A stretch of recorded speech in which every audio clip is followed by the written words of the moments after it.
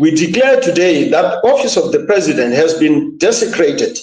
We, the liberators of this land, have reviewed the facts and come to one undeniable conclusion. The individual clinging onto power, onto the title of the highest position in this land, has long since vacated the office, and the moral, constitutional, and revolutionary obligations entrusted in him. The President has abandoned his role. We have witnessed with heavy hearts how Emmerson Mnangagwa has subordinated his duty to the nation in favor of criminal enterprises, corrupt syndicates, and unconstitutional acts that now bring shame to the flag we hosted in 1980. A president who abandoned State House to personally install convicted criminals into traditional institutions is no servant of the people, but an accomplice of lawlessness. A president who sponsors armed robbers to defraud both Zimbabwean citizens and foreign investors to the tune of millions has tarnished the office. A president who silences, persecutes, and seeks to liquidate fellow comrades, such as Comrade Constantino Chiwengu and his wife Mary, using the very tactics of our colonial oppressors, have betrayed the liberation struggle. Enough is enough. We, as the veterans of the Liberation War, reject the recklessness and abandonment of Zimbabwe's constitutional order.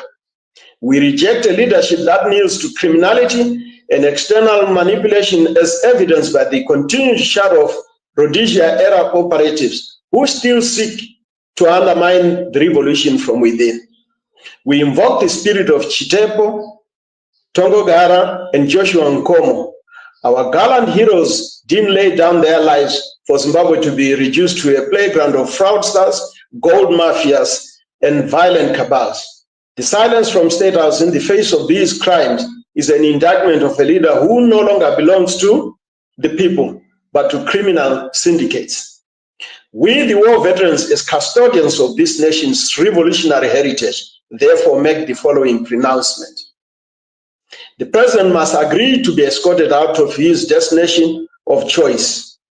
Emmerson Mnangagwa has forfeited the moral right to lead this country. He has placed self-preservation and personal enrichment above national duty. Parliament must act.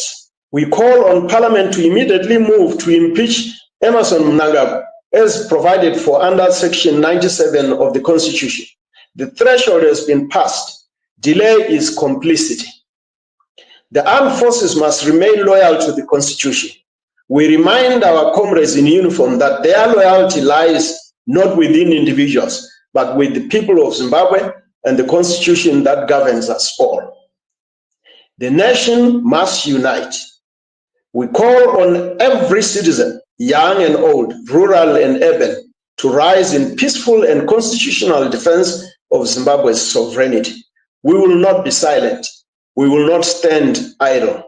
Our legacy demands that we speak now or forever betray the blood of those who fell beside us in the trenches. The hour is upon us to cleanse our nation of the rot that has infected the highest office. We, the war veterans, stand ready to defend Zimbabwe, not with arms, but with truth, with justice, and with invisible power of the people. Aluta continue. Victory is certain. I thank you.